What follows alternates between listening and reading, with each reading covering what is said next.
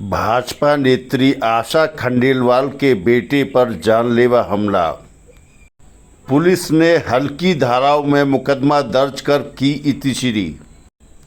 भाजपा नेत्री ने SN medical college की स्वास्थ्य सेवाओं की भी खोली पोल। सुनिए उन्होंने क्या कहा। मैडम परिचय दीजिए अपना। मैं भाजपा नेत्री आशा खंडेलवाल। जी, क्या घटना हुई है आपके साथ में? 24 तारीख शाम को पहले तो मेरे बेटे के घर पर 3 बार कुछ बदमाश वो जो लोग थे उन्होंने 3 बार जाके बदमाशी की, मेरी बहू के साथ में छेड़छाड़ की। उनको घर से जब भगा दिया गया, जब 112 पर फ़ोन करके पुलिस को बुलाया गया तो वो लोग उस समय भाग गए। उस समय भाग गए जी।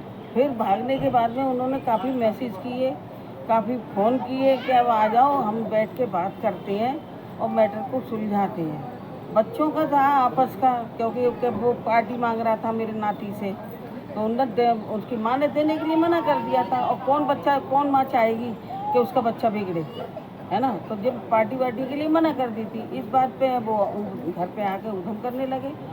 उधम करने के बाद में वो चले गए। कौन कौन लोग थे, उनको नाम मालूम है आपको? नाम करण कुशवाहा है सबसे प्रथम, तो बाकी के मेरे पास लिखे हुए हैं। सनी डॉन है, केपी कुशवाहा, रोहित कुशवाहा। सिर्फ पार्टी को लेके ये सब लड़ाई हुई? नहीं। तो फिर जिन लोगों ने बुलाया कि ऐसा है अंकल जी, बेटे ने धक्का देके उसे निकाल दिया, ठीक है। तो फिर वो उनने बुलाया कि अंकल जी ऐसी कोई बात नहीं, चलो बैठ के बात कर लेते हैं। तो ये मेरे नाती और बेटा मेरे दोनों चले गए। जाने के बाद में हमें इनको ये नहीं पता थी कि इन लोगों ने इतनी घटना कर देंगे साथ में, कि मतलब 40-50 लोगों को साथ में लेकर, और जो जिस तरीके से मेरे बेटे के साथ में घटना करी है, जैसे उसको मारा है, जिस तरीके से मतलब जान पता नहीं कहाँ रही होगी, मैं नहीं समझ सकती हूँ। क्योंकि सर से लेके पैर तक, हाथ, पूरा शरीर उन लोगों ने इस कदर मारा कि मैं आप लोगों को बयां नहीं कर सकती। अगर मैं तो माँ हूँ। फ्रैक्चर भी है कहीं पे? फिर हाँ, पैर तोड़ दिया, सिर में 20-25 टाँके आए, 3-4 जगह से सिर फाड़ दिया, हाथ में पूरा सिर हाथ फाड़ दिया, के अंदर होल कर दिया, पता नहीं चाकू घुसेड़ा है, क्या घुसेड़ा है, चाकू से, डंडे से, पाइप से, जो रॉड से मारपीट करी है, सबसे मारपीट करी है। लेकिन मैडम ये बताएं कि आपका मुकदमा दर्ज हो गया थाने पे? मुकदमा दर्ज हो गया, लेकिन जो थाने पे पुलिस ने, जो लोग बैठे होते हैं वहाँ पर, उन लोगों से कहा कि आप लोग, क्योंकि हम लोग तो उस समय घबराए हुए थे, रात भर बच्चे का इलाज। और सुनो, एसएन हॉस्पिटल की इतनी हालत खराब है, इसका जवाब नहीं है। 4 घंटे तक बच्चा वहाँ पे खून में नहाता रहा, लेकिन उन लोगों को शर्म नहीं आई कि इनकी पट्टी कर दें। वहाँ से छिपी टोले वाले अस्पताल में से भेज दिया कि वहाँ पे डिस्ट्रिक्ट से कि वहाँ पे तुम्हारे टाँके लगेंगे, वहीं पे तुम्हारा एक्सरा होगा, सब कुछ होगा। उसके बाद में भी 4 घंटा बच्चा मेरा मेज पे सड़ता रहा, खून बहता रहा।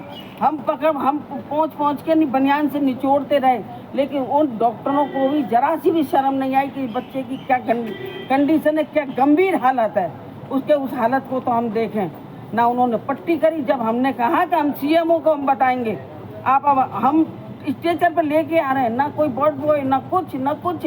हमने कहा ठीक है, हम सीएमओ को बताएंगे। तब उन्होंने जाके नहीं, सुबह तो उन्होंने 4 घंटे बाद, 4.5 घंटे बाद पट्टी करी है साहब। उसके बाद में उन्होंने पलंग दिया, उसके पलंग पर लिटाल के नहीं, फिर उसकी कंडीशन ऐसी नहीं थी कि हम उस बच्चे को हिला सकें। हिलाने की पोजीशन में नहीं था मेरा बेटा।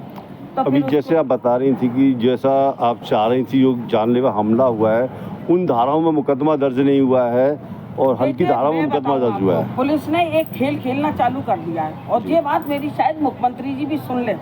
हम जैसे कार्यकर्ताओं की पुकार, बड़े नेताओं की नहीं, बड़े नेताओं की तो तुम रोज सुनते हो मुख्यमंत्री जी, लेकिन हम जैसे कार्यकर्ता की सुनिए।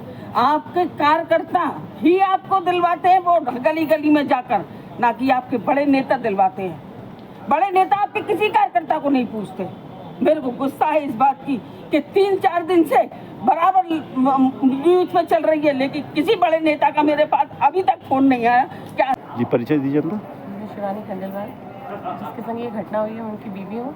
मैं रात को जब पहुंची वहाँ पे तो 2 घंटे तक तो मेरे हस्बैंड का रोआ चिल्ली मच रही थी। इन लोगों का फ़ोन, जिन्होंने ये अपराध किया है, करण कुशवाहा, उसने मुझे फ़ोन करके कहा कि डेड बॉडी लेके चले जाओ, यहाँ पे अंकल में कुछ नहीं बचा है। रोआ चिल्ली मची। 2 घंटे के इधर उधर फ़ोन करने के बाद फिर एक किसी इंसान का फ़ोन आता है, मुझे बोधला सब्जी मंडी के पास ये मिलते हैं, बहुत ख़राब हालत में कि वो देखने लायक नहीं। रोड पे सब्जी मंडी के पास 4 ऑटो वाले खड़े थे, किसी ने भी बिठाने की और घर पे छोड़ने की कोशिश नहीं की। मारने के बाद में पूरा पैर टूटा, पूरी टी-शर्ट लथपथ खून से, वो हालत देखने लायक नहीं थी उनकी, जिसका वीडियो मैंने दिखाया और थाने में दिया हुआ है। ठीक है, उसके बाद भी जब मैं थाने पहुंची ये रिपोर्ट कराने के लिए, तो उस टाइम मेरे पुलिस वाले खुद मुझसे बोल रहे थे कि हाँ, बहुत कोई जगह ही नहीं छोड़ी है, ये तो हैवानों की तरह मारा है। उसके बाद भी 307 धारा क्यों नहीं लगाई गई, ये छोटी सी धारा में मुकदमा क्यों दर्ज करा गया है? मुझे इंसाफ चाहिए। मेरे हस्बैंड मेरे घर में कमाने वाले थे, मैं किराए के घर में रहती हूँ।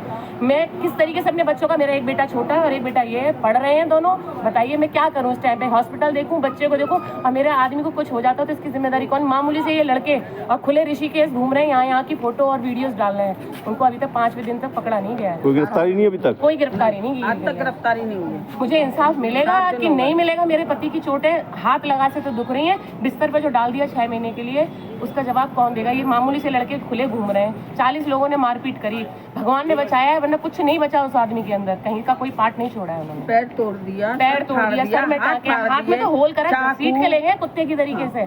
ये पूरी गिट्टियां पीछे से निशान है। जैसे मैडम आप कह रही हैं कि आप बीजेपी नेता हैं, अब आपकी ही इतना पीड़ा है कि आपकी ही सुनवाई नहीं हो रही बीजेपी सरकार में, तो एक बताएंगे, थोड़ा सा कष्ट करेंगे कि आम आदमी की क्या सुनवाई होती होगी? नहीं, आम आदमी की सुनवाई जरूर होती होगी, थोड़ी बहुत तो होती होगी, लेकिन मैं समझ रही हूँ, मैं जो देख रही हूँ, आपकी पीड़ा जो देख रही हूँ, क्योंकि मैं बहुत समय से जाती आती नहीं, मैं घर से ही काम करती हूँ, जो भी काम होते हैं लोगों के मैं घर से करती हूँ। लेकिन जो अब मैं वर्तमान में देख रही हूँ कि हर जगह घूसखोरी, मक्कारी भरपूर भरी हुई है। आप क्या समझ रहे हो, थाना इंचार्ज इतना शरीफ है जो चुपचाप बैठ जाएगा? एक जरा सा खौंच किसी को लग जाए तो पूरा उठा के नहीं थाना भर देता है वो, है। और जब कुछ ना कुछ तो प्राप्ति हुई होगी उनको, कुछ ना कुछ तो मिला होगा, है।